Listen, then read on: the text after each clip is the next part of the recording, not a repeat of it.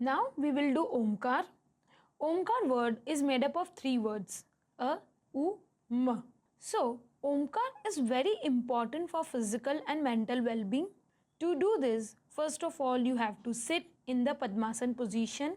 Now, bend the right leg from the knees and place it on the thigh.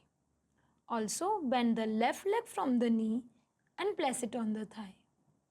Lightly and softly touch the first fingers of both hands and sit in the meditation mudra.